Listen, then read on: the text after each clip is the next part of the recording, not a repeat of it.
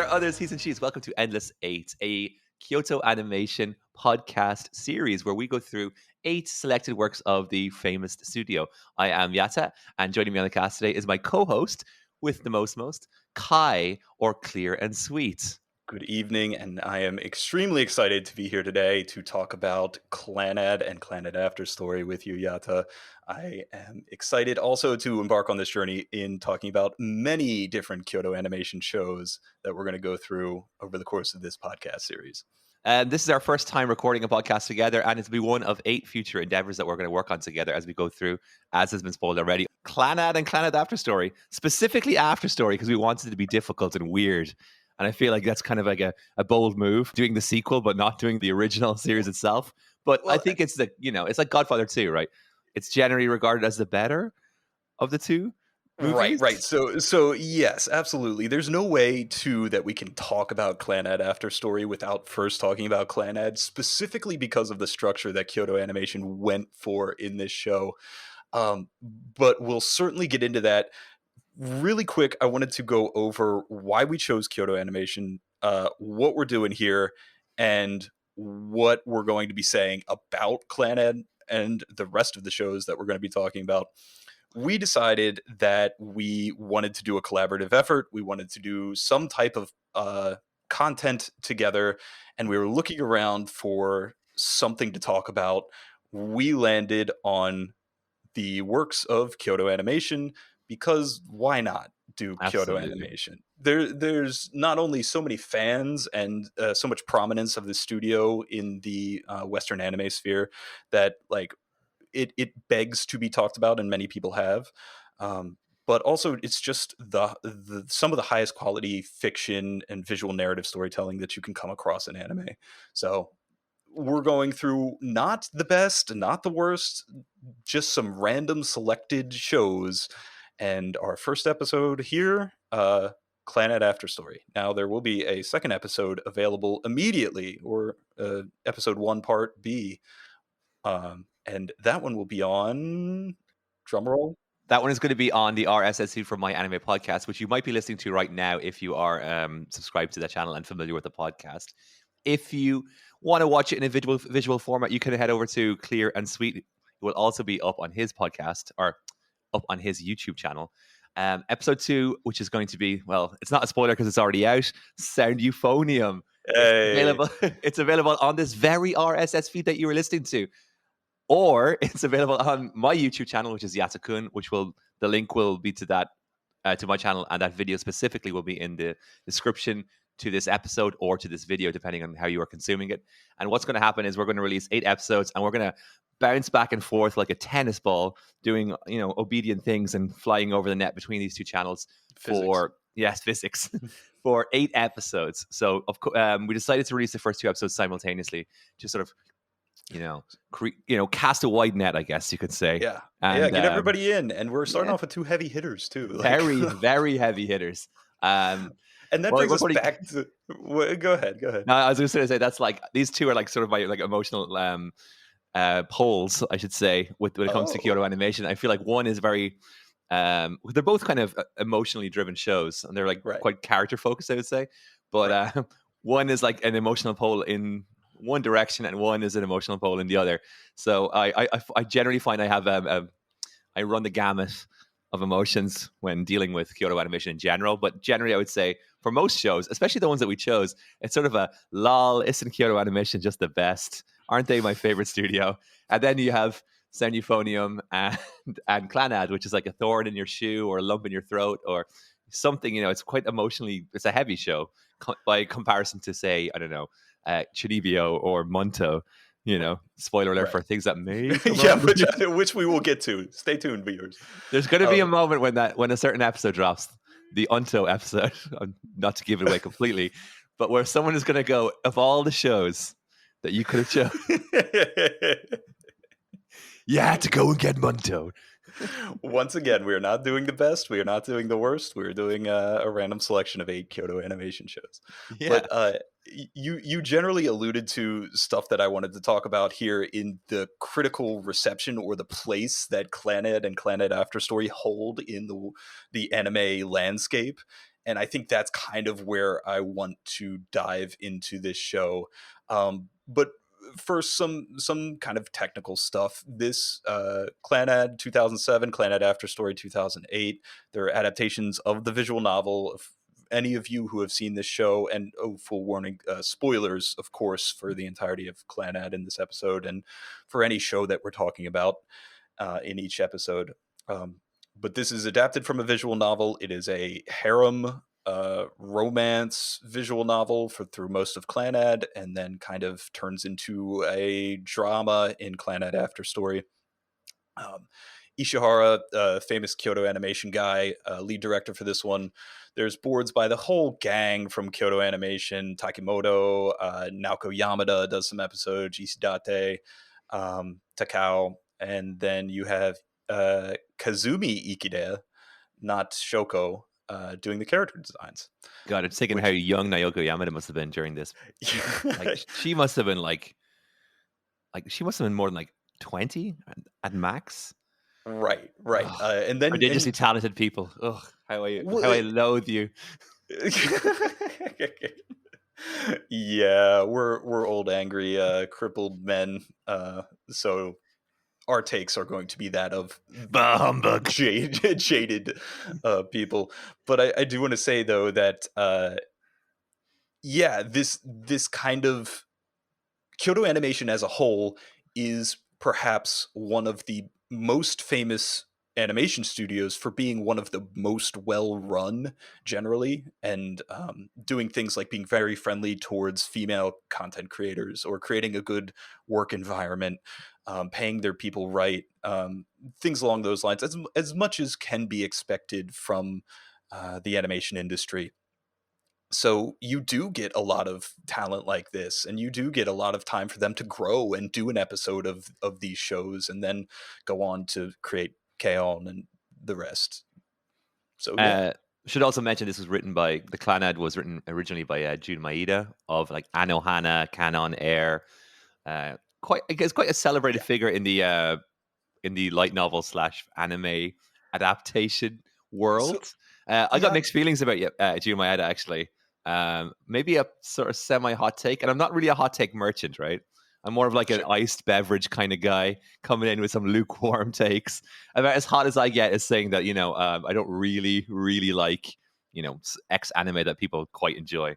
But I think one, I think Clannad might be Jun Maeda's actual best work because I don't really rate Anohana very highly, which is Yeah. sacrilege. Okay, I have Anohana listed as something to compare the show against, and I did not know that connection. Have not played the visual novel, but now that you say that, boy, that is going to be very relevant going forward. He also did Charlotte, which I outright hated. Um, so Justifiably so. because at that point Yeah. in my life when Charlotte came out, I was like, I had drank the Clannad Kool-Aid. We'll probably talk about our like experience with watching it, but I was like, I think this is going to be an old school anime AniTube YouTube reference, but I think at that point I was like really watching a lot of glass reflection reviews. And hey, Oh, we're all no friends hate, here. We're all friends. No, I'm not throwing shade on somebody. I mean, we could sling some shit if you want to get into some beef wars and stir some controversy, get some clicks. But But yeah, no, he's a big fan. He was a big fan, and I was on the back end of like a very very long shonen sort of like binge where I was watching and rewatching and then watching it again for some reason, like Naruto. Like years. It was literally like a year. It was like it was like the dark ages of in Europe. I had this like weird period where all like where it just got so tunnel vision that I was only watching Naruto and just experiencing like more, I guess, like traditional, well, non-animated works. We'll say that's what I was consuming. But Naruto kind of kept me on the path, the true path. But Clannad was one of those works as I was getting back into anime again. It was that kind of like reopens the love. So I will say that a lot of my uh, opinions, will say, are going to be kind of rose tinted. So I should say right. that So, it's like a first love. can I ask you what year this was? This So it came around. out in 2007, and I think I sort of had access to it. I wouldn't say like about 2009, 10, and 11, and Okay. it would have been a few months after K-On! because Right. Kaon Right. is Right. really like After the his, Kaon is the alpha and omega when it comes to yeah. my experience with. That's so dramatic, but it's true with Kyoto Animation. And at that point, I wasn't like familiar with like the channels to, like a Reddit, for example. I wasn't really on it because I get like, for some reason, I'm more anxious on a space like Reddit than I would be face to Right. face with somebody.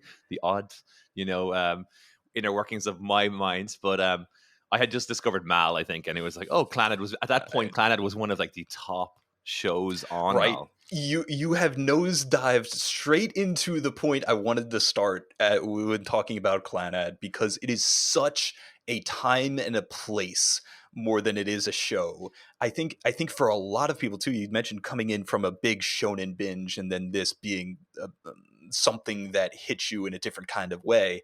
I think that's the case for so many people, and especially at that time, especially the late 2000s, mid to late 2000s, that it really was this kind of um, first romance or drama or life beyond battles that cracked a lot of people's heads open and said, oh, anime can be many different things. It doesn't have to be screaming and power-ups and sword fights.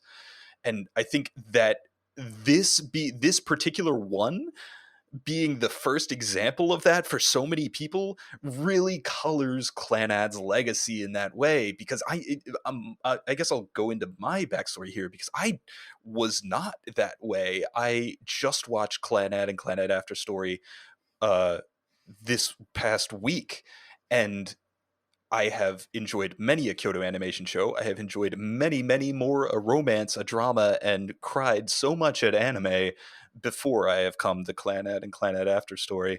So I am going to be providing that contrasting opinion. I will say, though, that I did kind of come into anime a little bit later, like rediscover anime around 2010, late 2010, 2011, when Madoka Magica, K-On! Was still big. I watched K-On! As one of my first shows. Yeah.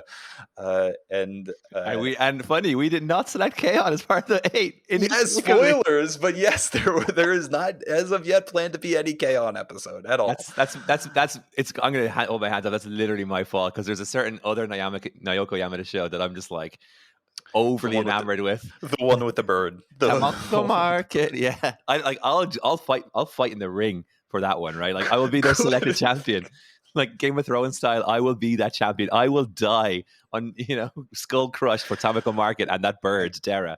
I will say, weird hill to die on, but at least you're dead. Yeah, I died doing something I love. Yeah, A pointless activity. And no, I feel that way about Nichijou, which again will be one of the shows we'll be talking about. Yeah. Spoilers. Yeah, I think we might have spoiled at least half of them by now. So, Yeah, because juicy we nuggets spoiled for viewers. Monto. Yeah. What else? Obviously, Should we say Clannad that- and Sound Euphonium. Yeah. Nishijou now, you guys know, and Tamako Market, but there are mysteriously 3 more, which almost certainly will be spoiled in this episode. Yeah, I can't believe we wouldn't. Oh man.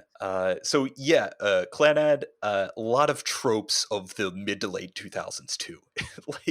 like the first thing that you will notice now is kind of how archaic or uh how much anime has changed since Clannad came out and kind of defined a lot of these things, like the giant fucking air eyes, that Yeah. hadn't really changed that much. The character designs hadn't, you had the Haruhi faces, and they do kind of look like that. And there's one episode of Clannad After Story that looks exactly like K-On! But the stylized, the behaviors too, there's all this like slapstick humor that I think pervaded a lot of the anime sphere back in the days, or colored a lot of the interactions at conventions in a very cringy way.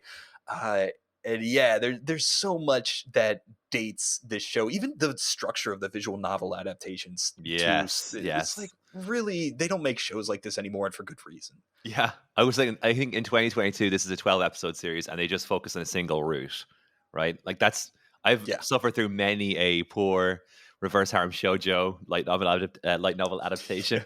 And I know that they would not be so self-indulgent anymore to get a 25 episodes. Like we would have got like the Nagasea route, and that would have been it basically. The other characters would have been sort of like orbiting him, but you were not getting this sort of like 2 episode or 3 episode mini arc Right. within the larger Right. series itself. Right. And like, the thing about that is like mileage may vary on a lot of those arcs. Some of them were quite enjoyable, while others were sort of like it just felt like a needless like detour when I'm putting my like critical hat on in terms of like well, how would I have done this, or how would this look in 2022?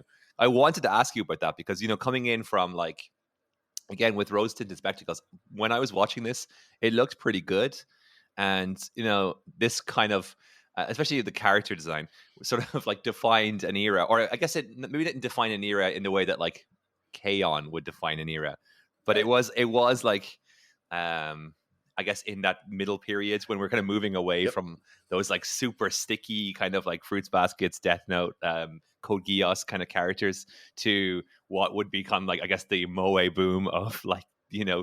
2010s. Yeah. And But I can you see you're right though. I can see like the formative beats or like the mold being sort of created.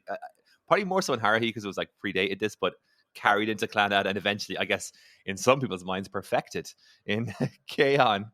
I guess in the wider cultural mind anyway, it was definitely perfected because Jesus, like if you go back and look at like anime that was released, but like within 2 years of K-On!, it's like if you think we have a light novel, if you think we have an isekai problem now.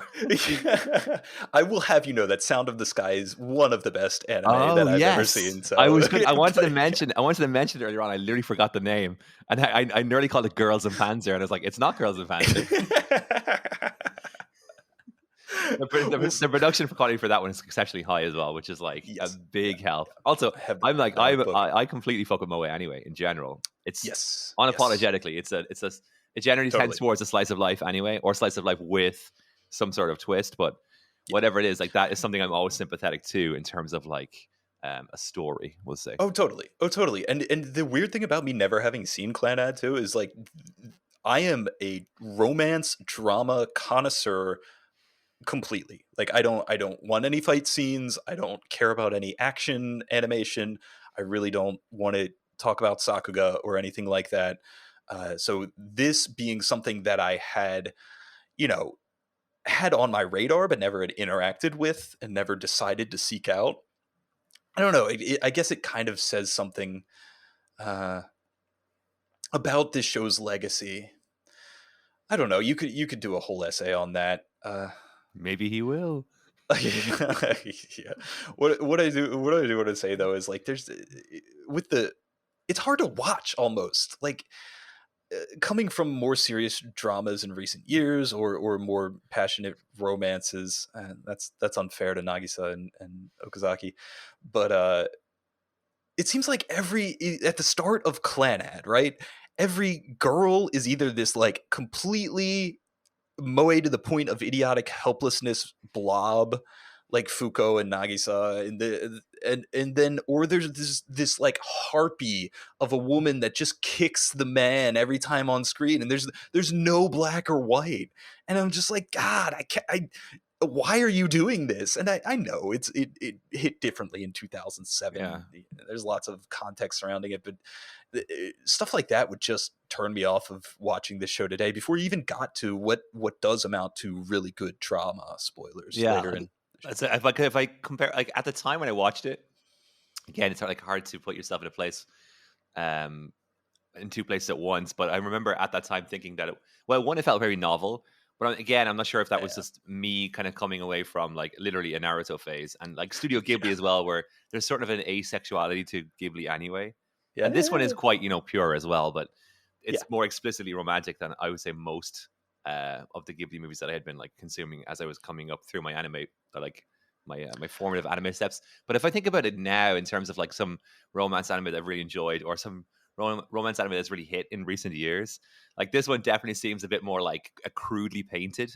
We should say Yeah. in terms of like what are like I guess a couple that I really liked was Say Yesterday for me because I felt like that was kind of like just like disorientating and like sloppy enough to be a real romance, or I at least didn't watch at that. least a romance in my life.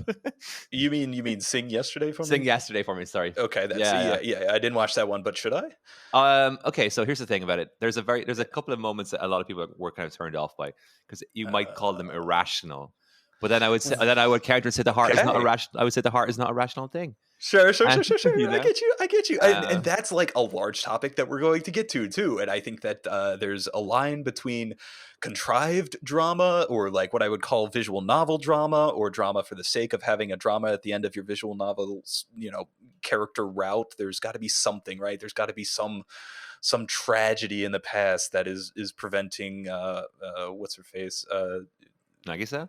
not no what's the other one e Ichinose Kotomi, you know, Kotomi's route in Clannad is just for me the most best example of this, or also the stage fright from Nagisa at the end of Clannad too. It's just like there's got to be some element of something happened in the time, and we have to build our entire structure of our character relationship around this one drama that they have to work out. It's like, okay, Okay, kind of get it. so superficially, we'll say before you get all like we all get all deep, and I saw Yeah. semiotics as a word that was literally in the document, so Oh, it's one of my be prepared favorites. for that. Yeah. I'm gonna go. If you were in, we'll say hypothetically in this, either playing the visual novel or you were literally Tomoya. Uh, Okay. which Okay. Fun because you experiment. have such a smorgasbord of like lovely harem Right. lovelies to choose from. Which route are you going?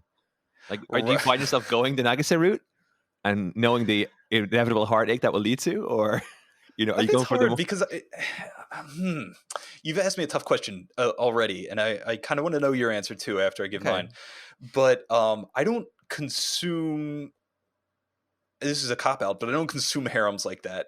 I think back to what I consider to be the pinnacle of the harem of Tenchi Muyo, and how that is taken and used, and how there's like not really a Sasami route or anything like that, or and most of the characters are, it's just hijinks in a can, and it's a basis off that. So I don't, maybe this is why I don't play visual novels, because I wouldn't be like, oh yeah, that girl, the one with the twin tails and the big titties, that's where I'm at, the one with the like. the one with the eye patch. God, yeah. Right, yeah, it's not I don't know I would Okay. say that the only way this story could have gone is the Nagisa route. Yeah. Well, I would say that of the characters that we kind of encountered this show, I would choose the Nagase route. I would say this Oh because wow, okay.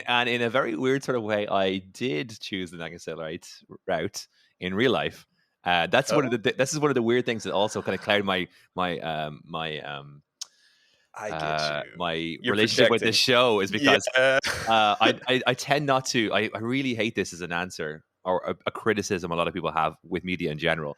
This idea of I need to relate to a character for X show to be worth my time, or I Oh, totally. need Yeah, to yeah, put myself in the character's shoes. But for whatever it is, Tomoyo and my own sort of like history are annoyingly paralleled in certain respects. That's why one of those things where like, well, because I can relate to it so much, I kind of maybe afforded it a maybe like better writing than it was, because I'm yeah, literally yeah. filling in. I'm sitting down the couch here, Freud, and just throwing my own, you know. Um, I so understand that, I and will, I'm happy I will that say, yeah, I will say this. ended up. My partner did not give die in childbirth. Spoiler alert for after story, but she is God. like she would, I'd say she would be a similar like disposition health wise to Nagisa, and it's always been sort of a Oh challenge. God. And then me and my Well, dad had this kind of like turbulent relationship where I didn't speak to my hey, dad for like same. Hey, years. same. Yeah. So, Yeah.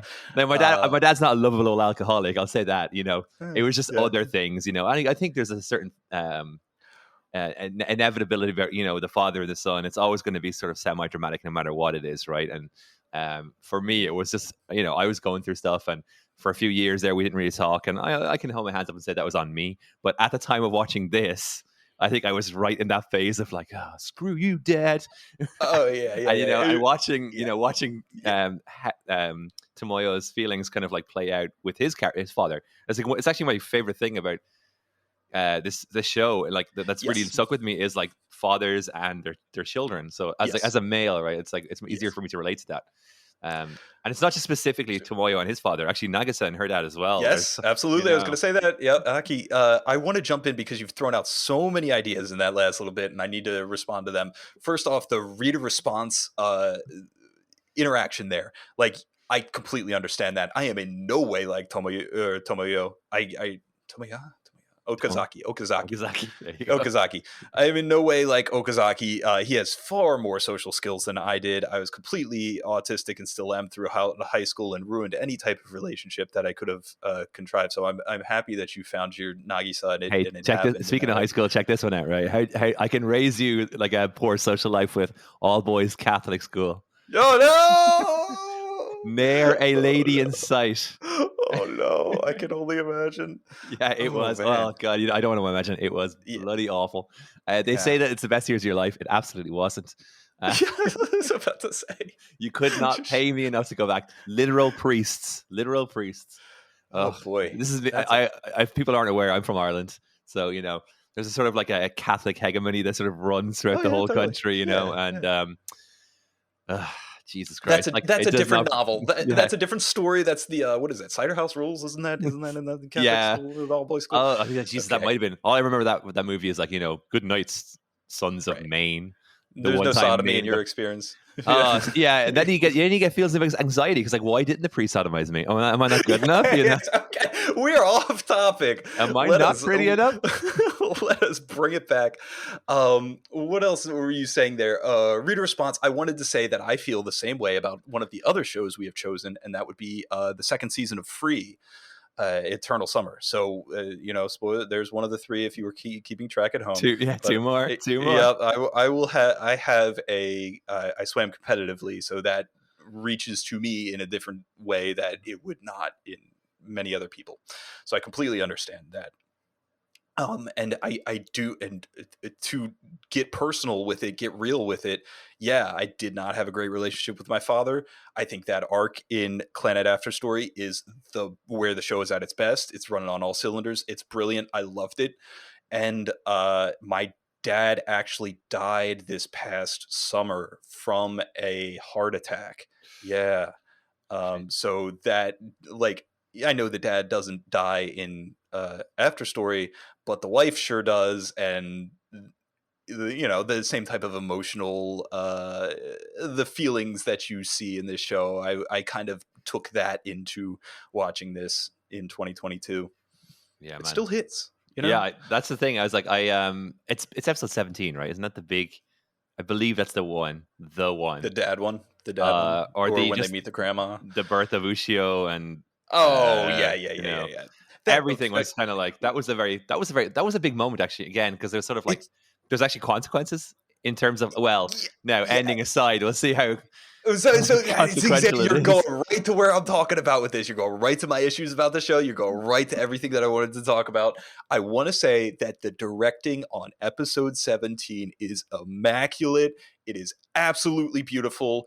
The pacing too, like having it foreshadowed with the different worlds things when my twin-tailed girl Kotomi is like, I saw it coming. I saw the the death flags, and then I was like, are they really going to do it? Are they going to stick with it? How serious are they going to take this drama? How serious do they want this show to be? I knew coming in through cultural osmosis there would be a time skip. Didn't know that the mom was going to die. Yeah, that was a big one. Also, what I did like, and this is kind of a weird thing to say this because it's like it's not like a high moment in terms of like enjoyment traditionally, but the post Nagisa death arc for Tomoya, where he was sort of like working through himself. Now, a lot of this was kind of covered in a time skip, but I like because at that point in my mind, Tomoya was sort of infallible as a character, which kind of in terms of like as you were establishing it early on, where he was supposed to be the sort of like I guess delinquent. Yeah. With I'm using like air quotes because he just seemed like the perfect gentleman from like moment one. This moment where you're sort of like this is a big thing in my mind as well. Like especially at this period, this idea of like genetic determinism, where you're sort of doomed to like repeat the mistakes of your parents. And, sure. Having like him sort of like just have this odd reaction to not an odd reaction. There's no appropriate reaction to the death of a loved one, but his specific reaction to Nagis's passing, and then like how his relationship was with Ushio, or how his relationship wasn't with Ushio. This was like this I'm gonna literally say this is like a holy shit. I have not experienced something like this at this point Yes. before, and this was fantastic. And it almost Yes. like, I know it would have been a lot. So on the, I don't know if you want to get to the ending now, or do you want to like save So that? you're skipping over a lot of stuff, but I do want to say that one of the things that I've written down from the time that Tomoyo graduates high school and then he's working at the bakery up until the sports day arc, that is this segment of Clannad After Story that is some of the best storytelling that Kyoto Animation has ever brought to the table, and I think anime can produce in terms of, drama and everything you're saying about the themes of Tomoyo or Okazaki uh, repeating the same mistakes over and over again of his father, the themes of contrasting him versus Aki and Sanai, and just dealing with the grief, the ability or willingness to even go that far and deal with that grief and put that on the screen. Yeah, it's beautiful. It clicks on all cylinders, and I literally have it written 10 out of 10 on all of it. And I think a large part of that is keeping it grounded, keeping it real. Uh, Wonderful, wonderful. But before we get to that, I think we very quickly just have to go back and talk about like why that's so much. I don't know. I don't want to say better, but like it's almost a completely different show than the beginning parts of Clannad After Story and all of Clannad. Yeah, absolutely. Because don't you think the drama is noticeably different? Like I was talking about, like visual novel drama, like like even the what is it, the landlady and her cat, and then what's the other one, his blonde friend, they Oh, have so a arc at the start Sunohara. of yeah, Yeah. Sunohara, they have a start at an arc at the start of After Story, and you're like, okay, I mean, I get it, but it's still clearly a side arc from a visual novel that it's Yeah, like, well, that's it. I think if you we mentioned the word semiotics earlier on, and I think like if you want to talk about the semiotics of a light novel, and then we're going back to what would be like a very early stage light novel in terms of like how they would like how that as a medium is going to sophisticate itself later on, as yeah, everything will as it yeah, progresses, and you start like modifying the form and parodying the form, or just like taking new angles on it.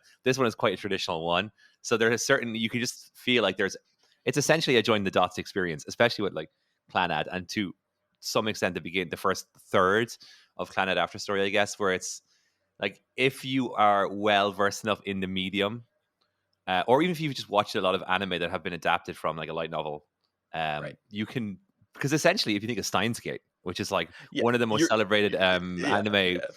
like alongside especially of that period as well, they're literally like of around, Great example, yeah, there is totally. a certain like, we'll say like a 3 episode to be generous, or 2 episodes for like, to be more realistic, like mini arc or side quest that just has to be completed, because you have to be made aware of the awesomeness that is, this potential character. And like, you know it's one of those things, right, where when that happens, when the structure is going to let you down and you're not really working on a sort of like a novel kind of approach to storytelling, what I'm going to start looking for is like, one is just like good character design, and humor, especially in the case Okay, of Kyoto Animation, because like a lot of the reasons I come gotcha. here is for the humor.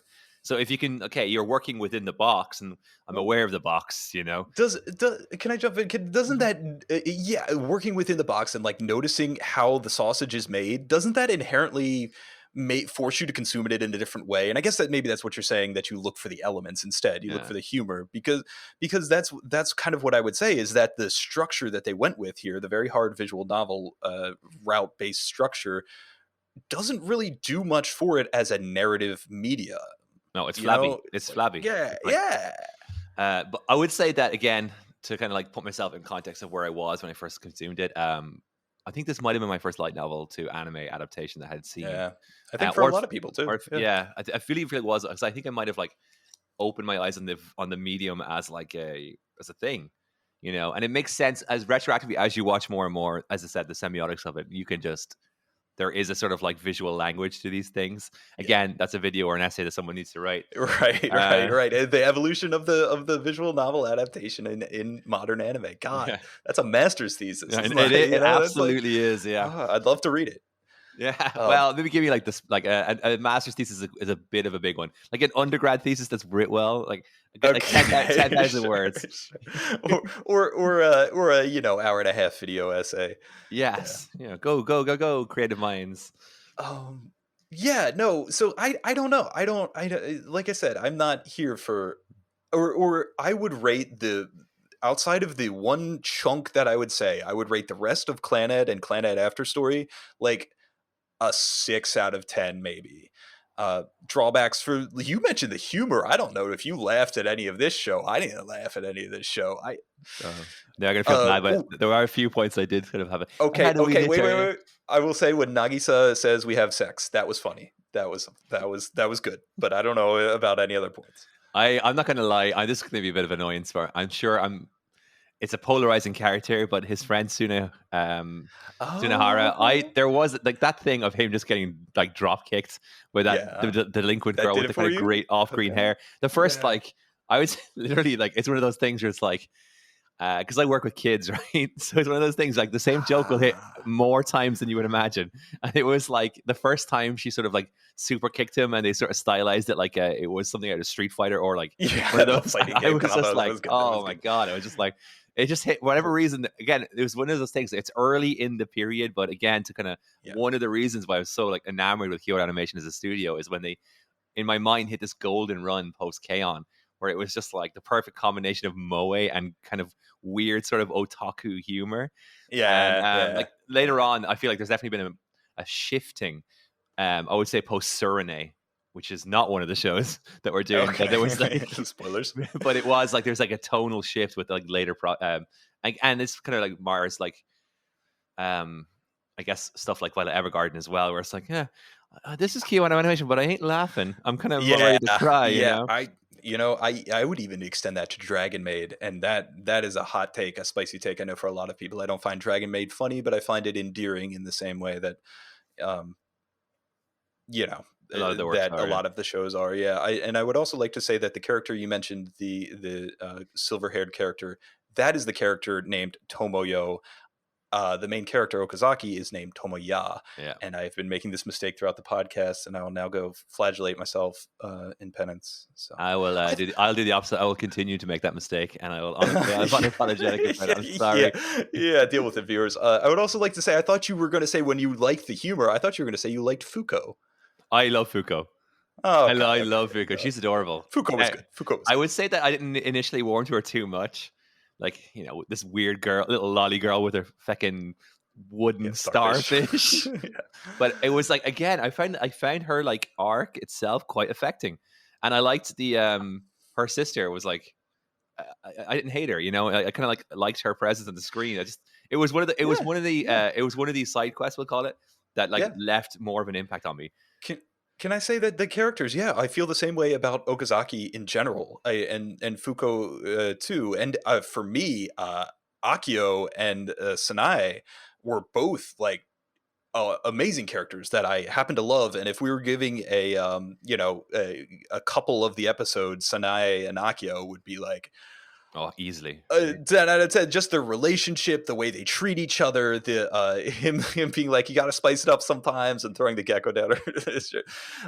And also just yeah, how they represent like this idea of what a parent should be and what they should do, and yeah, that role that they play in a show that is about parenting and relationships is super cool, and I would have loved to have been their child.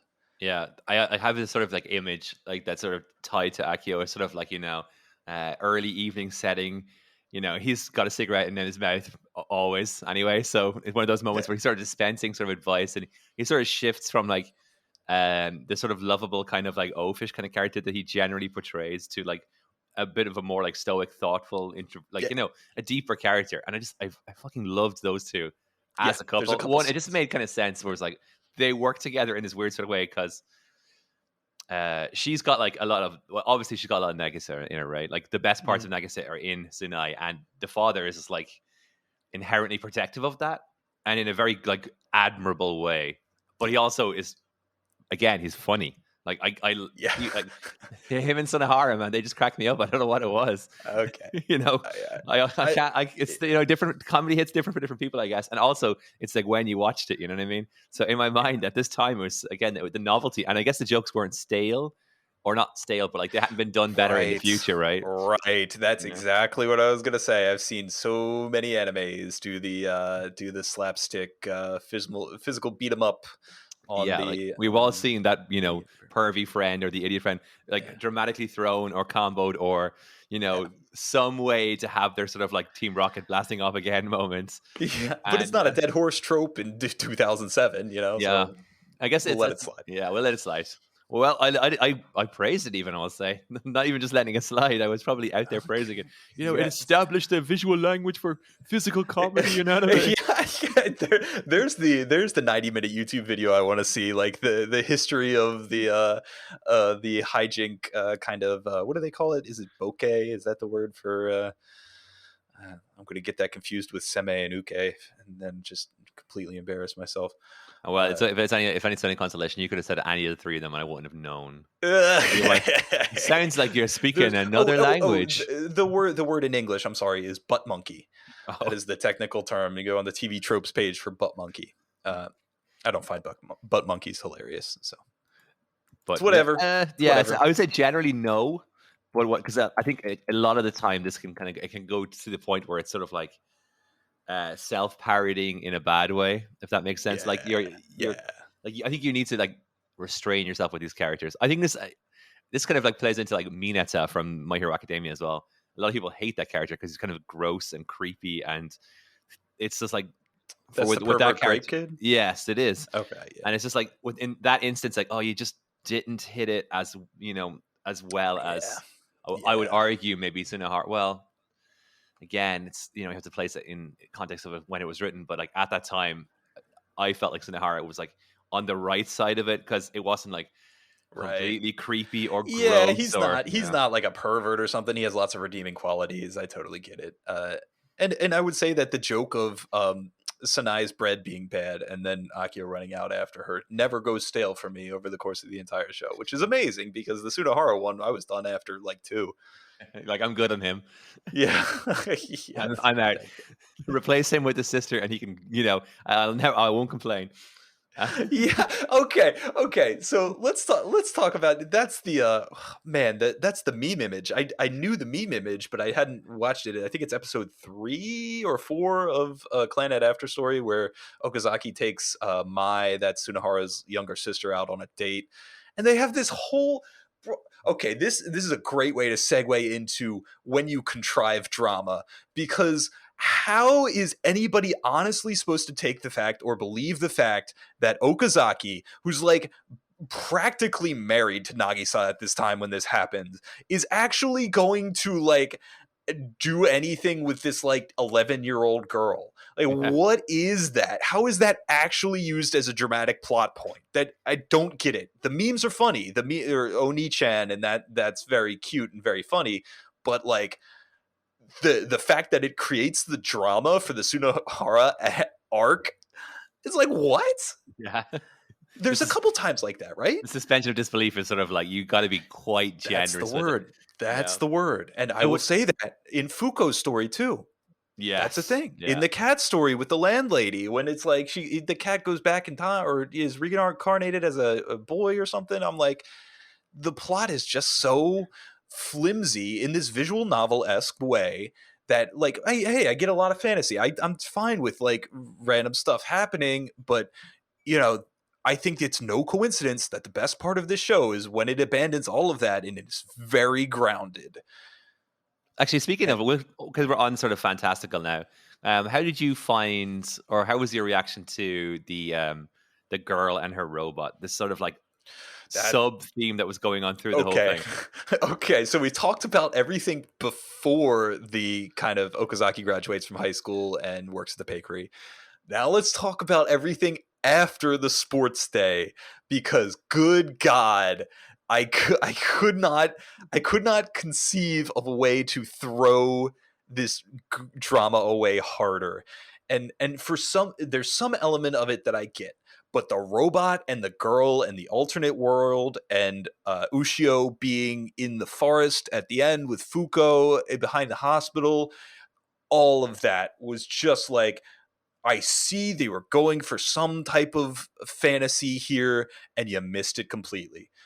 I know, and this is where I want to bring in Anohana, because I know a lot of people have trouble with the ending of Anohana that has the same type of similar fantastical kind of, oh, just run with it, emotional over logic stuff. And I'm all for emotions over logic. I have no problem with that. I did a whole Madoka Magica breakdown where I talked about the power of emotions over the power of logic, and that's fine. You have to be so delicate with this though, because it can end up feeling so contrived.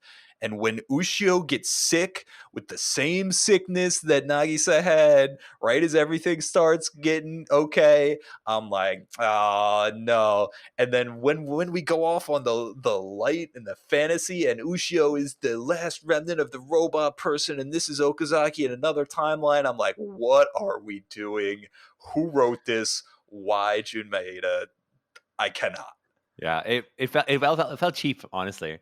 As in, like, again, you think of that like visual novel experience. You're just like, oh, do you want the good ending, or do you want the yeah, or do you want yeah. the actual good ending where we, like, maybe you don't, it's not as gratifying in terms of like you don't get everything you want, but in terms of like how to write it, it's better, it's one of those things where like it's kind of sucks, like, because if you're like emotionally invested in a character, and you know Okazaki 40 something episodes with the guy, and he's not a bad, he's I found him quite a relatable character, as I said already.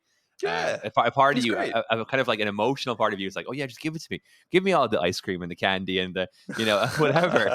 But another part of you Oh is like, no. when you put your sort of like, your hold on a second, is all that ice cream and candy actually good for me, and is is this actively harming what was, a fantastic thing? And also, like, speaking on the magic thing, I think this is like kind of my fantasy nerd side coming out.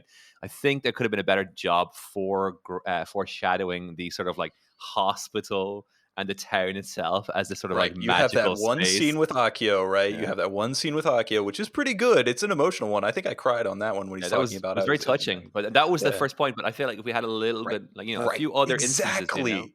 So I feel like you've touched on exactly what I wanted to say, is that the conceits are not terrible here. That last scene where Tomoya Okazaki is walking on the rose petal, pathway up first episode thing. They call back to the first episode, and he doesn't say hi to Nagisa after she says Anpan.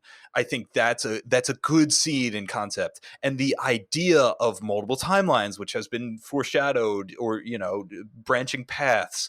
You can do that. You can use that as a device to give the drama, and then maybe even do what they do and go back and say, what if Nagisa doesn't die on the thing, and here's your candy and happiness.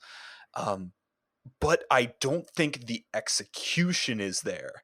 And if you handed me the script, I would say, we're cutting all this robot CGI bullshit. We are not recanting on this drama. We're cutting Ushio's illness and incredibly manipulative and forced death scene in the show. Like, holy shit, how does this girl not go to the hospital after a fever of 6 months? Like, what the fuck? Yeah. It blew my mind. And we're really trimming it down, but we're really fleshing out that kind of, this is a special place where this hospital is built, and we're really fleshing out that alternative choice that Tomoya would choose to live with Nagisa even in spite of the thing. You know what it reminded me of? I'm going to reference Magi Madoka Magica because that's my thing, but episode 12 has that exact decision. It has that exact scene for Sayaka. It's like, would you choose to do it all over again if you could? And it's that powerful choice, right? Like, yes, I would. I loved it. I for all the goods and the bads, and I choose to live in that way. And then all of that's lost with all this, like, absurd symbolism of the robot, of the other world, of the lights, and uh, it's all just so muddied, and it could be cleaned up to be something really powerful. Yeah, and I think this is an issue where I think in 2022 it actually would be. Because Yeah, I would say a lot yeah, of people, yeah. like a lot of people, I think there's like a sort of like a rose tint. Again, I'm going to use this for the third or fourth time today. This rose tinted spectacle sort of view on, well, Please, media in sakura blossom general. tinted Yeah, there we spectacles. go. Yeah, yeah, yeah, yeah. Where you sort of like, oh, you kind of like almost forget or you overlook all the flaws or faults of an older work and just sort of like decry how anime Yeah. ain't like it used to be, or movies aren't like they used to be, when the reality is actually in a lot of respects it's so much more sophisticated now, in terms of like, I just think of like how good like a Komi-san is, or like a Love is Yeah. War, you know what I mean, Yeah. and like how Yes. well they're like Yes. constructed, you know and how like fleshed out that, or, the fleshed out that romance is, and how like funny and unique and like quirky it is, and like how the Right. characters really, especially like Nagisa, like there's she's very adorable, right? And it's Yeah. like but it's not like she's not sophisticatedly written, I would say, in Oh terms of yeah. like Yeah. what is her like what is it her that makes her her, right? Other than Oh, being even adorable and sort of like, yeah. like a shrieking wilting violet, you know. Yeah, yeah, yeah. Even the drama club thing of like, or even that main narrative through line or theme of Clannad itself, and not after story of I valued the times we had together and the journey, everything that happened, uh, and Nagisa, finding friends. I guess it's nowhere near as refined, as powerful, or as good a narrative character arc as it would later be in something like Komi-san. Yeah. Yeah, that's just said. Life is getting better, boys and girls, even though generally it's getting worse. Yeah, yeah, yeah, and this goes back to what we were talking about earlier.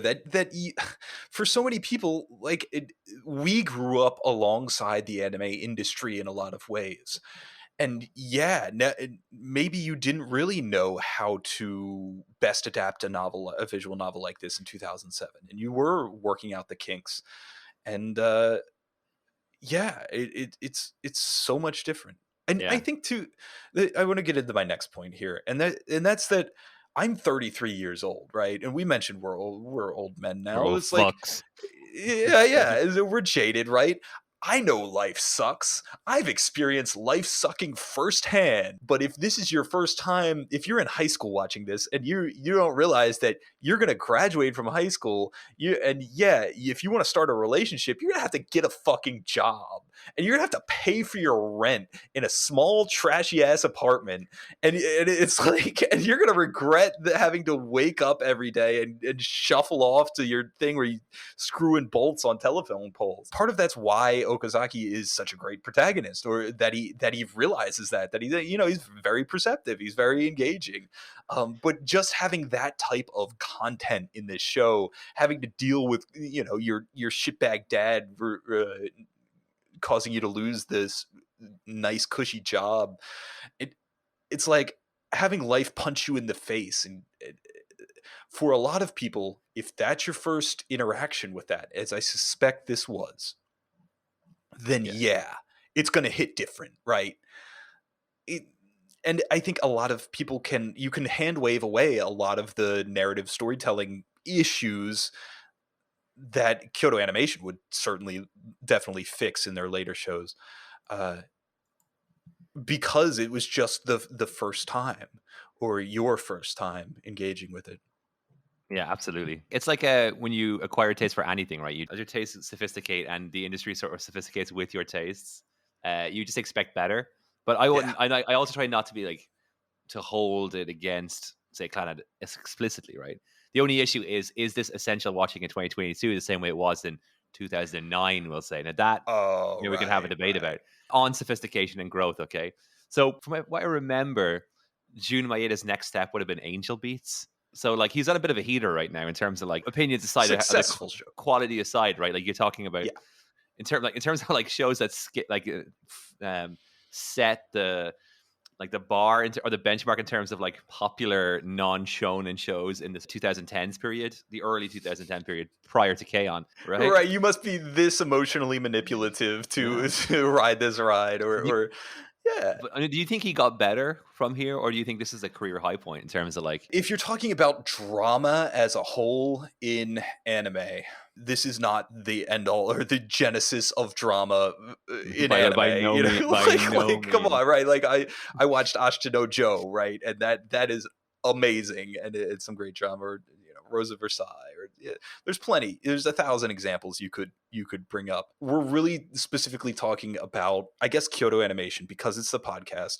Um, and the anime that Kyoto Animation helped create. And I say anime there, I say anime culture that Kyoto Animation helped create in because so much of everything is defined by the Haruhis and the Kaons and the Clannads, even outside of Kyoto Animation. Mhm. So I will leave it that I don't know that Jun Maeda gets any better. I think that Angel Beats is manipulative in very much the same way. I think Yeah. that Anohana is I would say the in the only thing about yeah. the paring it down to 12 episodes, I think is a big plus. Oh Um, yeah, yeah, is yeah. it, as I said, like this, like original Clannad, not after story. After story, I could be convinced needs to be 25 episodes. I could be convinced, but the original run would be would Okay. it's 12. I'm saying, I'm not saying I believe that, but I'm saying I'm more There's an willing argument to at accept least. Yeah, that than yeah. with Clannad is like it's 12, and with Angel Beats, just with the nature of it. Now there is the issue where it's sort of superficial, where you just don't have the time to really give it, a And I think hoot. Angel Beats suffers from that. Yeah, it Yeah. does. Yeah. The funny thing is, I feel like he's developing to a point where there's something's going to come where it's going to hit. Like you think of like Air Canon, Clannad, and you're like, okay, he's working towards something here. Angel Beats, okay, he's still working towards it. Then he hits Charlotte, I think, after that, which is like an active step backwards, in my opinion. Again, people like it though. I think people still had the Okay. Kool Aid thing, where it's Yeah. just like if he wrote it, it has to be good, right? And then we have I like the think day, and then kind of yeah. was it the day I became a god? I think was his sort of death knell. I think it was his sort of like M Night Shyamalan moment where people were, wait a minute, is he actually good? You See, know? that's where I hop off. That's why I don't follow that far. But yeah, no, I there's so many ways you could look at this, and I think that the successes that Kyoto Animation had in this period, and and then moving on to building up all these talent that we talked about earlier, and making a name for themselves, and financially too, riding off the success of Haruhi and Clannad and shows of the like, uh, really formed a lot for the studio too. I mentioned I saw Kaon in Clannad After Story, and I think there's a lot of it there. Uh, but I also think that there's a lot of there's a lot of learning from your mistakes, right? My favorite movie of all time, which we will not be doing an episode on, is The Disappearance of Haruhi Suzumiya. And I think that you learn a lot of subtlety when you create Clannad.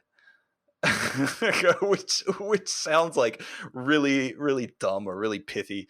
Um, but yeah, you do. I think you can't make Yuki Nagato without first making Nagisa.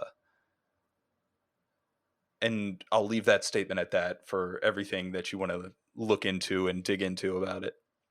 Yeah, I was kind of like wondering, like, so and in terms of like a companion piece, I think as odd as this is to say, I don't think it's a canon air thing because I think that's more of the same.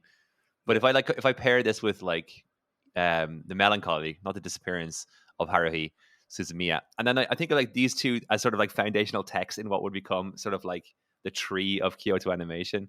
Because I Right. think there's like a stem where it's like a lot, you can see a lot of Haruhi in like a certain aspect of Kyoto animation, or what would go on to like their kind of like works and the best parts of the work. But I think there's also like there's been a lot of moaning, not moaning, but like decrying some of the flaws. But they did a lot right, especially in terms of like influence, right? In that respect, I have to like laud Clannad, right? Because I think there's a lot of like what I love in other shows. There's like a through line to Clannad, right? If we'll say if Haruhi is like the father of Kyoto animation, I think Right. this like kind of could be the mother, right? Um, Yeah, yeah, that's fair. I think that's totally fair. In terms of success, in terms of reception publicly, yeah, totally. I I also think that so much of Clannad, as we've touched on, feels different in 2022 than it did in 2007. Whereas I can absolutely go back and watch the Melancholy of Haruhi Suzumiya and have and still enjoy it in the same way.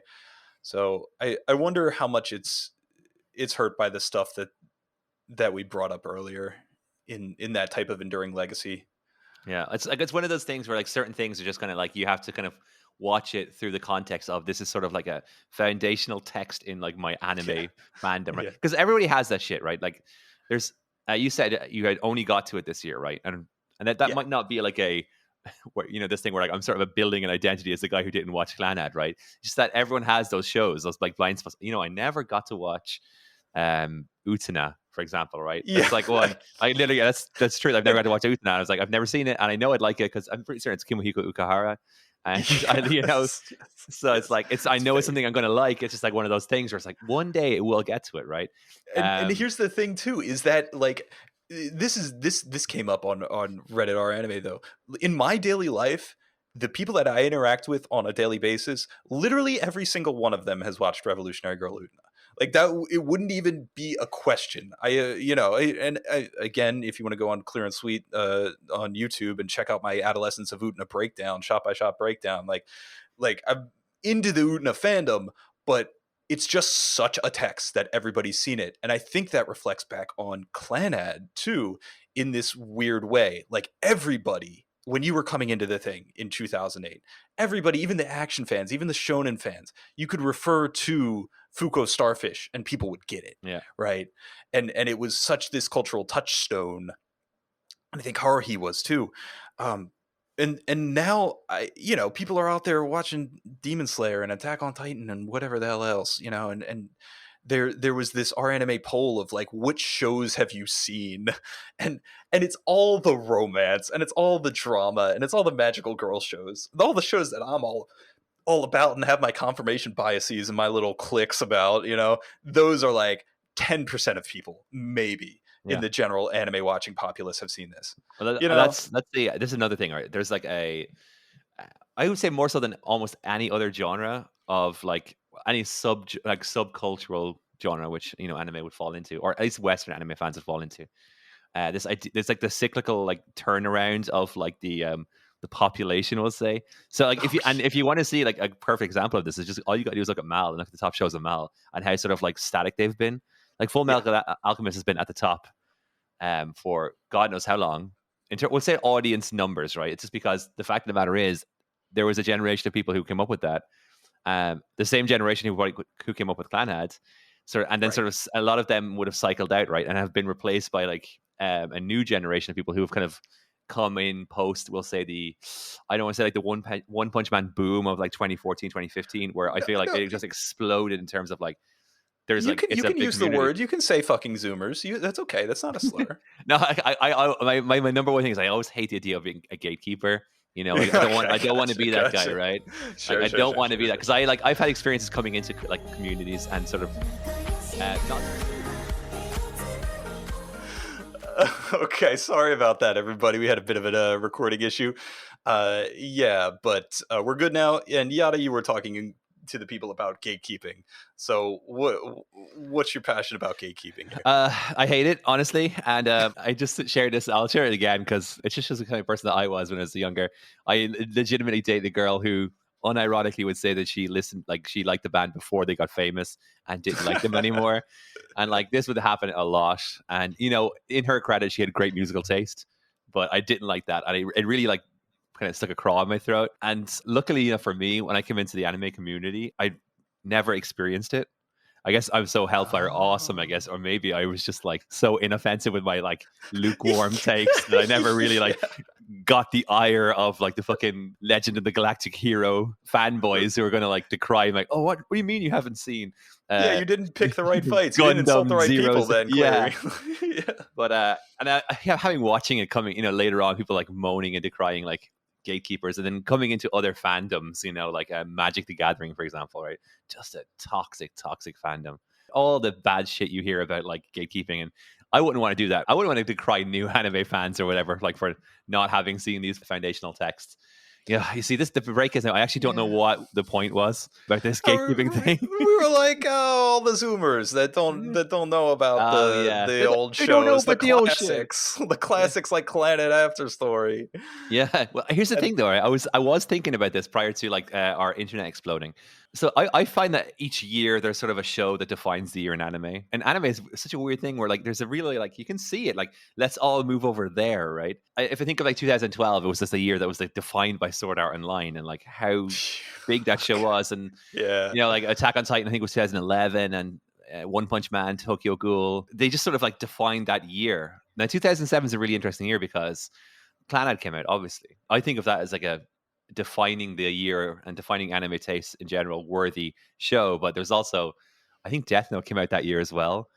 And okay. I think maybe like Spice and Wolf. 2007 is a Yeah, really yeah. interesting year. But these would all be shows that people would hold up and gatekeep with, is what you're saying. Yeah, it's like it's a quite interesting year in terms of like I think you could build sort of like a foundation of anime fandom just on the strength of like Yeah, and 2007 alone, which is a that may maybe a it may also compliment, I guess. largely coincide with the rise in streaming or being able to torrent files or some type of like broadband internet access being prevalent enough that people having enough computers that are able to do it that Because or social media. yeah, because looking at this list, is like you also have like Higurashi came out in 2007, Bakano, Sayonara Zetsubu Sensei, School Days, which is another one Oh, all the there you Zoomer kids need go. to watch. Because Well, another light novel adaptation, right? Jesus, Gurren Lagann was this year as well. It's There you like, go. yeah, big year 2007. So what Anime were was you? born in 2007. Apparently, yeah. Like, forget about that fucking like My Neighbor Totoro or Akira or Cowboy Bebop or whatever whatever was BC in terms before Clannad. It ceased to matter. Yeah, so Clannad as the first romance show and as the first visual novel adaptation and as the first drama show ever to be animated. Yeah, I it's literally just the it's a first good anime. it's a good first attempt. And I think that kind of is where I'm at with Clannad as a whole. It's like this is what I thought it was, which is really weird going into it because there's this reputation that we've talked a lot about, but it really is just a visual novel adaptation and then this immense really effective drama in the kind of the second third of After Story.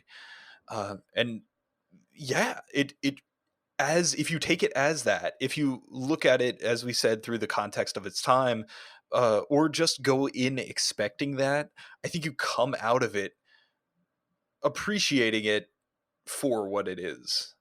Uh, Yeah, Eh, that you could say that about every show, though. I suppose it, yeah. I but I like it think a for lot I of like people. it for what it is. But I No, think that's no, a lot because of people don't do that though. Like a lot of people are like, "There's no fight scenes in this show. Why are there no fight scenes?" And I'm like, "It's about four girls going to fucking Antarctica, and it's a character drama. Why, like not you're putting some expectations that the show is not deliberately not about onto it. So why? So if you meet the show where it's at, if you meet the show, if you go in knowing a little bit of melodrama, if yeah, you go in knowing the circumstances of Kyoto Animation, if you go in knowing that the ending there's a lot of crying, that it's emotionally manipulative, and that the ending's a little bit whack, I think you'll enjoy it. yeah. I think you'll find something to like. Yeah, it's so like it's such a soft introduction and so like sort of gentle. Like you're sort of the waters are generally quite tranquil. I think when it comes to a lot of the hiccups, you're sort of so just so relaxed and so chill with it that I think generally you're going to be forgiving, and that's why I don't think like if I was grading it, we'll say, because I had this idea of like as we go through these shows, sort of like rank this KyoAni big boards, where you're sort of Mhm. like where does this stack up? And A um, tier list is what you say. A yeah, tier yeah, list. everyone There's loves a good content. tier list. So like Yeah. I think this is like it's not A tier or S Yeah. tier depending on like how you're making your tier, but Right. Right. Right. I don't think It's I don't want to be a C for Clannad either because Oh no. Oh no, there's too much good here to deny. You cannot say that there's nothing valuable in Clannad, and especially Clannad After Story, in whether that's historic or contextual or even just a straight up romance drama. There's too much here. So yeah, I would actually agree with you. I would put it solidly B. I think there's an argument for After Story being in the A tier. Yeah, I think if you're taking like the wider sphere of things, like it's not just the quality of it; it's like the cultural significance, the general, just The the other influence. things that come with Yeah. like regarding an anime. Because that's I think a lot of these older properties, like you have to sort of like if you're not going to grade it specifically with these things in mind, you have to acknowledge that they exist. And even though it's like I would say it's a B show, B plus maybe for a kind of after story, A minus in Yeah. that sort Yeah. of ballpark. Like Yeah. the cultural relevancy of it would like in terms of like, do you need to watch this? I would say like if you want to be like I just if you want to be like a sort of informed anime fan, I know there's a lot to Yeah. watch as well, but this does feel like I would put this on like a list of 100 anime that you need to watch, right? Yes, exactly, exactly. For us being fans of Kyoto Animation, for doing a podcast on Kyoto Animation, or for me indeed being a fan of romances and drama too, that uh, yeah, it feels not necessary, but certainly something that you should definitely get around to.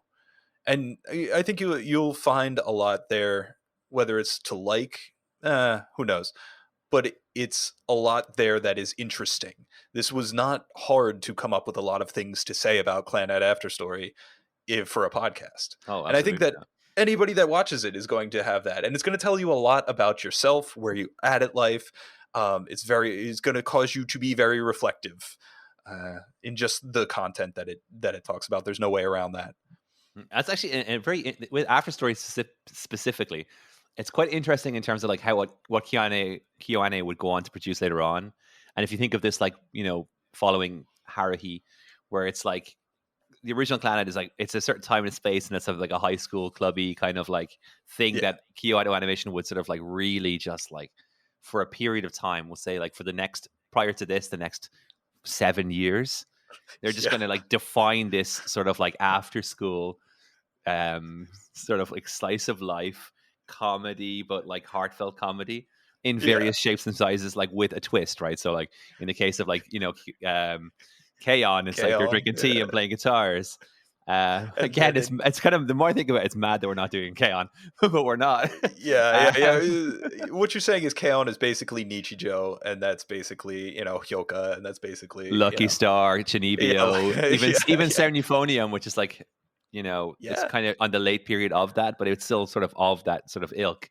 Um, After Story sort of stands alone in this respect that we have this like life after high school sort of portion of it, and it's just like that's the most affecting, that's the most memorable part of it, and it's kind of fascinating, I guess, like in retrospect that they never really went that way again.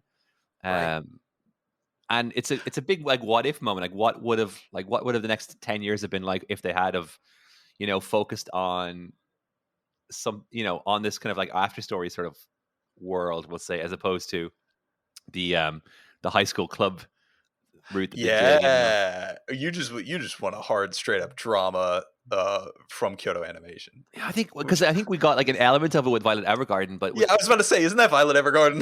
but the only thing with Violet Evergarden is, well, one, it's like it's essentially episodic, right? Yes, And if I yes, think of entirely. like um and also it is a fantasy, like Yeah, yeah, so sure. you kind of wonder if like a straight up like the thing about it is there's not that many examples of this, right?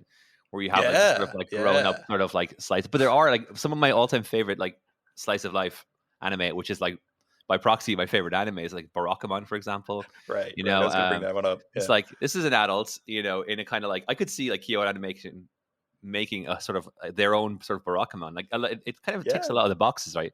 Kinema Citrus killed it, but like that kind of show, it's weird to me like they've never actually had that moment yet. Maybe they will in yeah. the future because like there's The- definitely a shift in terms of like what they're delivering recently.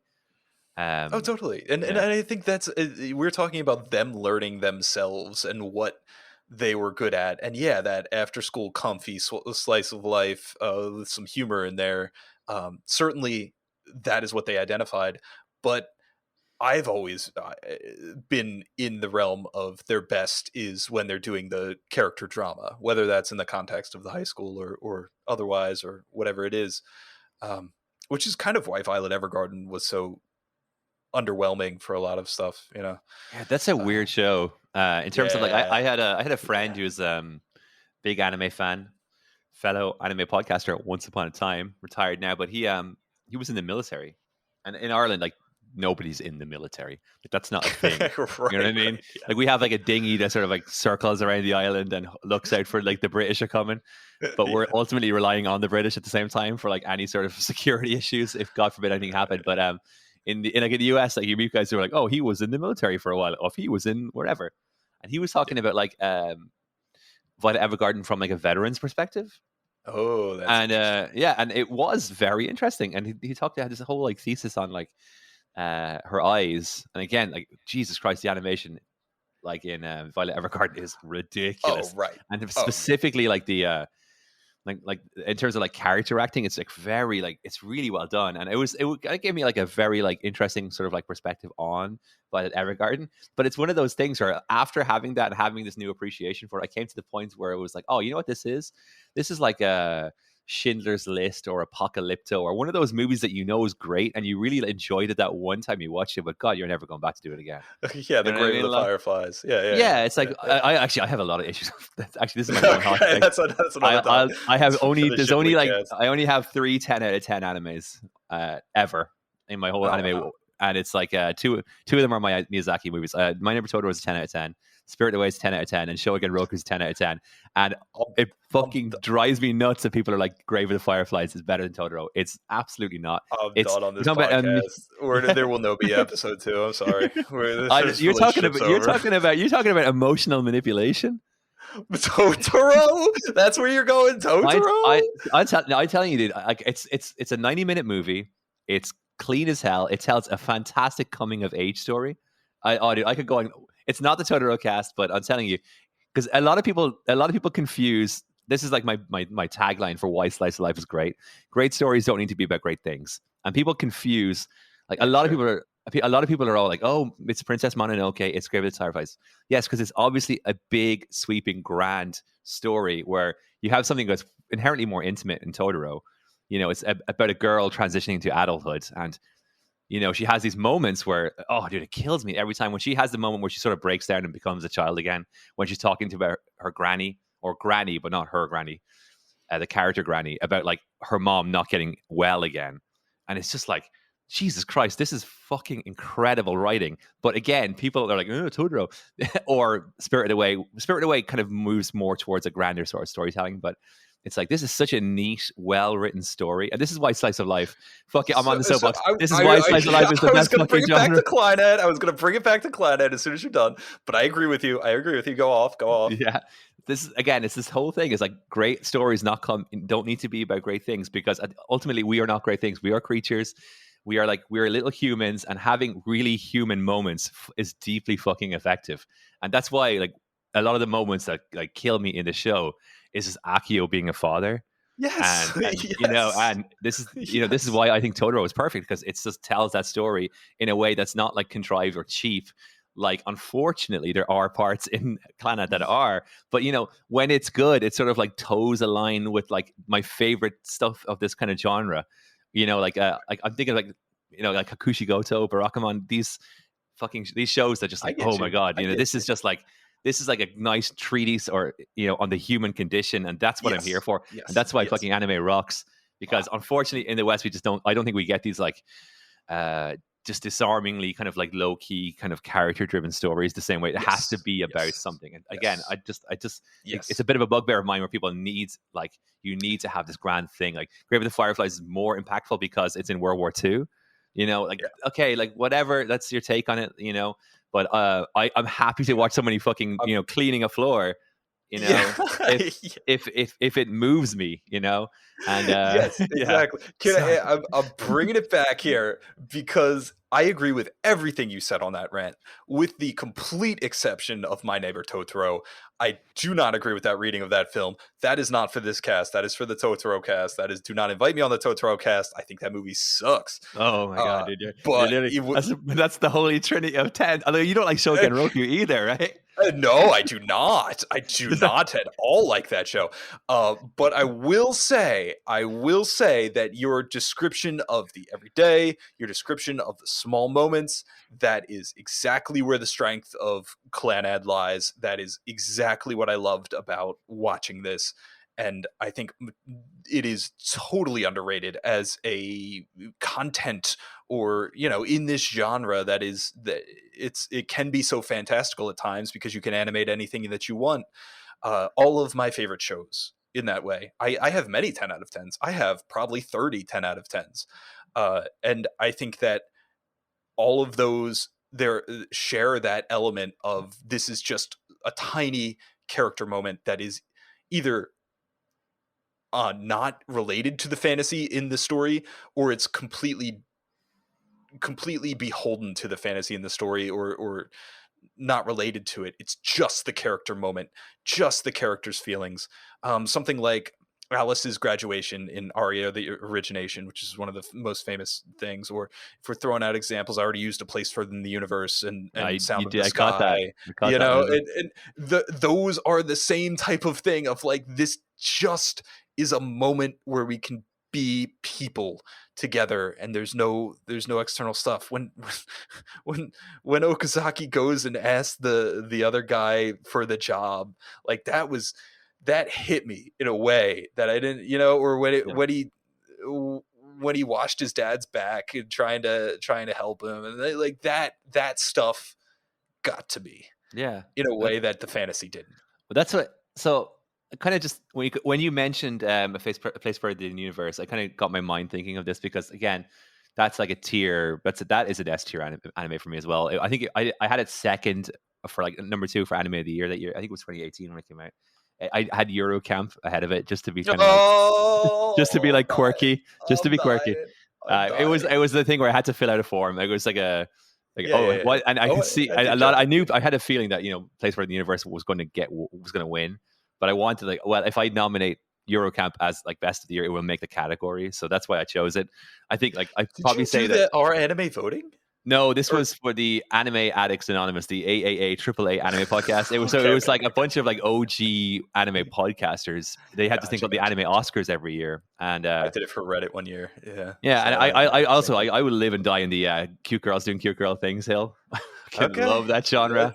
I don't know why. Reminder: we are not talking about K-On! In this show. It's madness. Podcast. But so the question that came into my mind when you started talking about A Place for the Universe, I think, okay, if you're building your anime fandom out from this point of Clannad, would you have like 5 recommendations that you think, okay, these are kind of like touchstone things that I would say, like, if you like this, because this is a classic, like if you think of like a Mal page or a AniList page where it's sort of like users also enjoyed X, right? And then you mentioned A Place for the Universe. I think that falls right into it. Now, it's not a romance, or at least it's not explicitly a romance. Then maybe you could sort of like shift, Shirase and the Penguins. Yeah, we do. Yeah, the Penguins. There you go. Yeah. All right. Antarctica is a great villain. Yeah, but it has I think in terms of like a personal journey, it's a and drama, like right? Like, but because Clannad is kind of this weird, like, diverse kind of cocktail of like different things. Let me take your idea and run with it then. So for romance, the one that I would recommend is my anime of the year back in whatever that was, As the Moon So Beautiful. Oh, Tsukigakure. Yes. Tsukigakure. I gotta talk about that first, just really quickly, because we're never going to talk about this again. Dude. It's my favorite scene in Tsukigakure is when, because I've had this talking about human moments and relatable moments, and like, this is the fucking sauce right here. When he was at a restaurant, I think, with his family, and the girl came in, and he ordered the coffee because he wanted to look sort of cool, and he just I have an old video on my channel talking about episode 2 of As the Moon So Beautiful, and this exact scene that you have brought up here. It was incredibly, as like a guy who went through awkward teenage years. Now, obviously, all boys Catholic school, but I was aware of the existence of females or the opposite sex, and trying to that moment was so painfully relatable in the cringiest way possible, because I knew I would do the exact same thing. And that I remember, we had just started doing the podcast at that point, so I hadn't even made my first YouTube video yet at this point. And I remember just eulogizing on how that scene was so fucking it was distilled teenagedom. There's a lot of certain moments that, I think, what's the in Yu Yu Hakusho, the Toguro moment when he doesn't get coffee, he gets orange juice or something like that, because it's an oft-cited moment, right? Or when Chihiro in Spirited Away kicks on her shoes, and they're like, there's these like iconic moments of like, Right, right. it's like these are very specific moments that are like painfully relatable and painfully detailed, and it's all about like ma, and like it's something They're specifically nothing special, right? yeah, Or but Mono no Aware? yeah, Is that the term? Is yeah, and the you're just like, simple but what that moment there is, that's why I think high school works, because everyone's been through adolescence, right. right? Like, not everyone's been an old person, right? So it's not gonna be hard to Right, like, right. maybe not everyone's gonna enjoy like Inuyashiki, or not Inuyashiki, because they're not, Iyashike? Yeah. but it's like everyone's been a teenager, and everyone can have that moment where like, oh my god, they captured this so well. And Exactly. Tsukigakure was that. So complete diatribe, complete randomness at all, but Oh, no, I that's love totally that. I related to love that everything. choice. I love that choice. If that is a Okay. choice, right?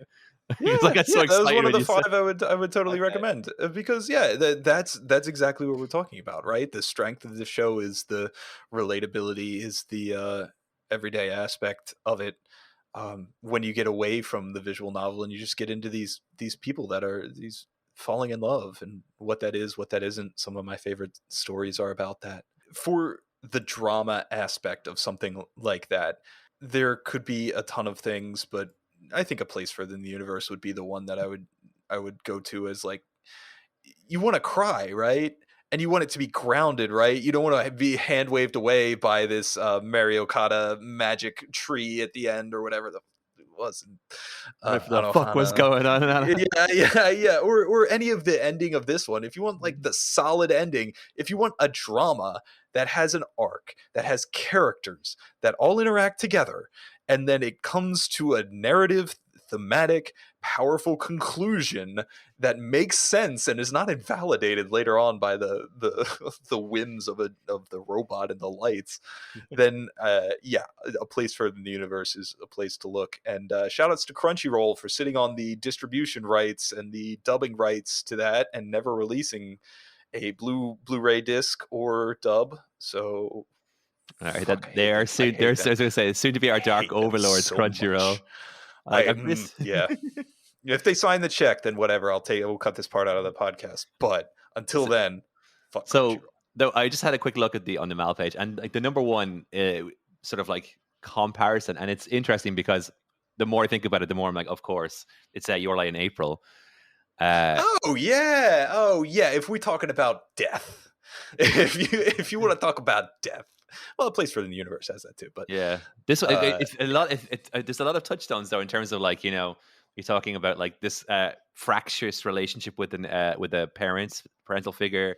This oh idea of yeah, like kind of post kind of like trauma, and obviously the death of a loved one, right? Like that's, yeah, you know, yeah. I'm gonna say it. I think Your Lie in April, like I know, was like infinitely better than Oh Clannad. yeah.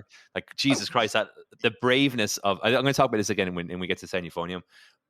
Or actually, yeah, season one it has it, but the braveness of just having like an 11-minute piano fucking rehearsal, and not needing yeah, to just yeah. like muddy it with fucking like flashbacks of talking, or like, just with flaff and fluff, and like a bunch of Oh like totally, accoutrements, just like totally. that's a very like, that's my big moment about San Euphonium. Is like, wow, they just had the whole performance.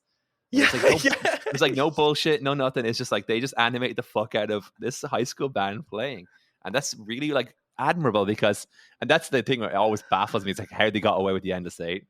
Like it's Yeah. like, Yes, exactly, exactly. And I think to go back to what we were talking about, the context of this show, I think if Haruhi didn't hit as big as it would, or if Clannad hadn't been so successful too, because this really was a financially and reputation wise a very successful show, um, then I don't think you would. I don't think you would have something like that, or even an Endless Eight, or they would be much more conservative.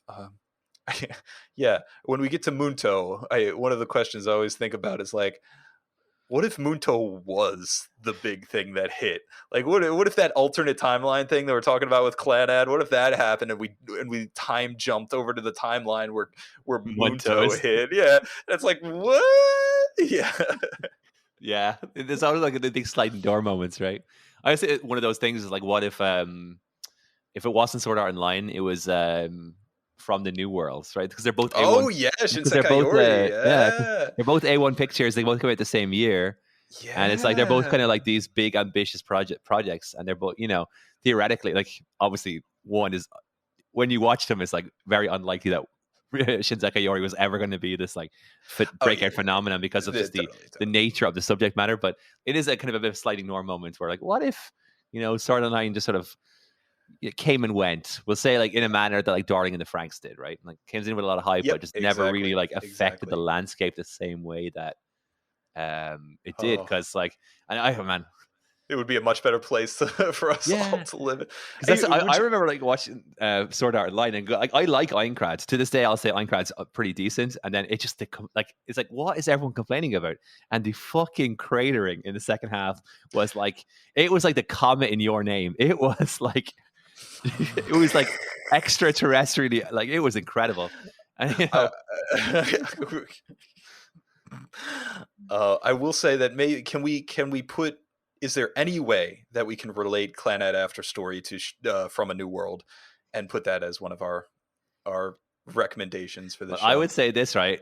That's just a generally that's another top 100 show that people need to watch. Yeah, It's yeah, interesting. There is a pretty like interesting like cast of young teenage characters, especially in the beginning, right? So like you come with this like coming of age, and they transition into adulthood as well, right? Which is very rare. Like yeah. how many shows do you think of? Oh, the teen we actually get the time skip when we get them as adults, and it's like it's not just like a couple of scenes at the end. Like a lot of the story of After Story is adult Tomoya and adult Yeah, Nagisa, yeah. and I guess in your From the New World as well. You have that time So skip, and so maybe I w- like it's I would also, tenuous, but yeah, no, I it's would also doable. throw out another one here. I would also throw out the use of fantasy in that show, because I'm always famous for burning Shinsekai Iori at the stake for its use of the exposition donkey, Oh my which god, I yeah. think you will Episode remember the episode three, exposition right? donkey. Is Yeah, it I episode don't know 12? what it is. It's been so long now, but yeah, there's just like the plot of Shinsekai Iori with the psychic powers and all that. It's all just like, I don't know. It feels so unnecessary to a degree. I mean, you needed to create the climax, or the whole bit with Squealer and everything, but you don't.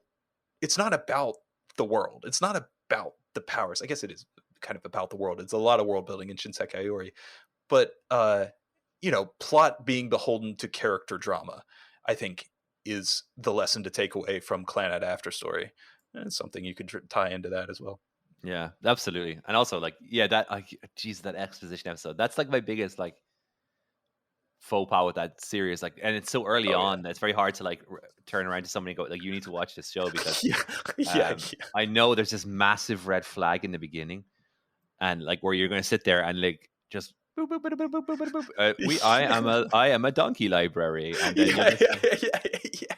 it's a big moment there. You're like, I'm either here for this or I'm not, right? Yeah. And it's Well, I like, think that's the same as Clannad After Story too. I think that's the same as, like, if you can't deal with the what's his friend, blonde friend being oh, kicked, Sugahara, yeah, Sugahara being kicked, then boy, it's gonna be. I don't know if I can convince you to sit around to see this guy reconcile with his father, who tried hard but was not a yeah. good father. I It's like, actually I will say this like because you have just recently finished it, so you haven't really kind of encountered the situation yet, and I'm guessing that you might not be super quick to recommend it. But there was a period in my life where I would be recommending as like, oh, if you want to watch slice of life anime, you have to watch Clannad, right? Now right. things are different, right? I think it might crack the top 10, but at that time it was always this like caveat that it's like what Black Clover fans have to go through or One Piece fans have to go through. It's like, oh no, but if you stick with it, it's gonna be really worth it. Yeah, yeah, yeah. It's like, Yeah, you you do. have to get through Clannad for After Story, otherwise, Exactly. you know. Exactly. It really is like that. And I think I don't know, that's kind of what kept me from watching it for so long, or I don't know. Maybe there's uh, nothing intrinsically appealing about Clannad, aside from the fact that it's going to make you cry in the later half of Clannad After Story. Yeah. I don't know. I don't know if that's enough selling anymore. And to your point, yeah, I think there are better slice of lives that have come out and filled that void now that you don't have to recommend that.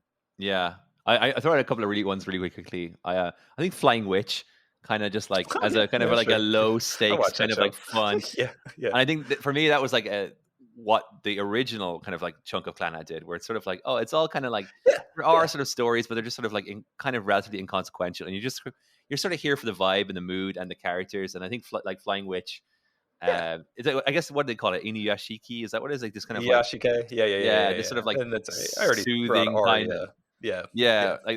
like this kind of like fits a sort of like a low stakes kind of like soft fantasy Do you think there anime. are people who are here for that? Do you think there are people who are like, I'm not here for the crying bit and the drama. I'm here for the Clannad ass part of Clannad. Oh, yeah, there has to I be. don't think anybody is like that. Maybe. I think a lot of people. I don't know because like I think like myself generally, I'm like one of these people who generally like would could be there for a mood or a vibe.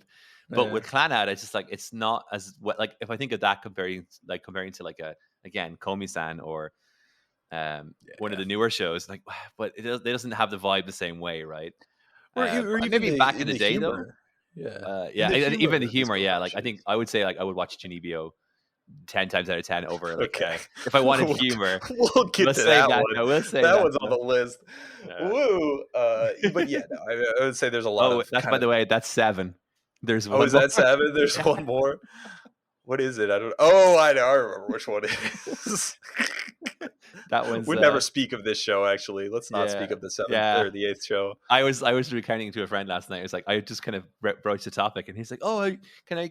He wanted to come on and do it, and he's like, "Can I do Clannad?" I was like, "No, you can't do Clannad actually because Clannad's already taken care of."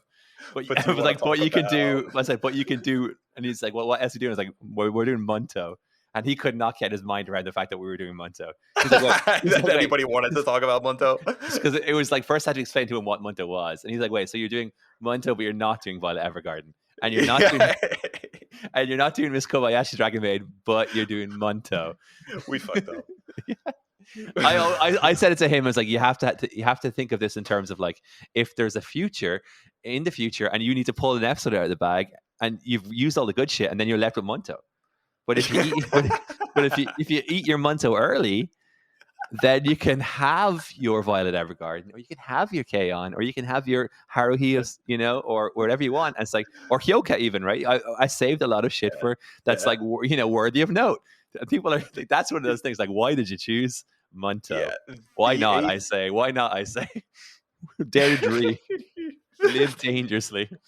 The eighth show is not going to be a widely critically acclaimed show. Just leave it at that. Yeah. And there's not that many of them, right? Like, I think maybe like there's like 3 or 4. Like, that's a clue that Right, that narrows it down pretty substantially. So you guys should be able to guess. yeah, and it's not. I think it's also a show that's not like oh, but there's a certain fan base. Like I think No, yeah, Like nobody. Amiki Park. Like I would be in the defense of Amiki Park category, in Yeah, defense of to be yeah. sort of like semi-topical for a certain YouTube channel.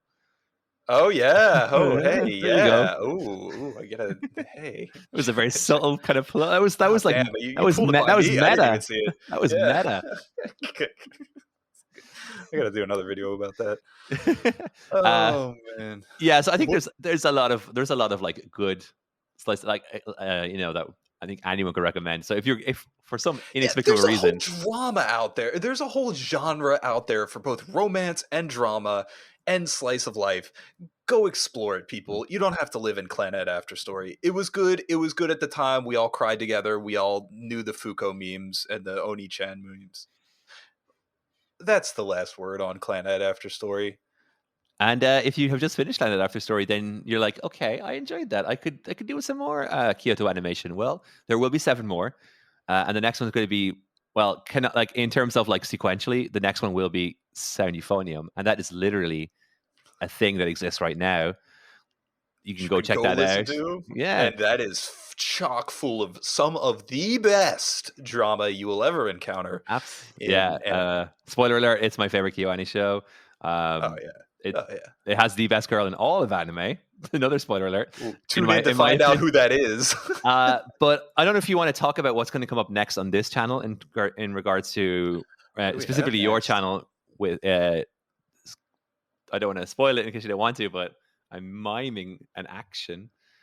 Oh Uh, yeah, yeah, yeah. Yeah. Oh, the next video after these 2 first videos. Yes, you can go in the future and listen to us talk about Free Eternal Summer. Yes.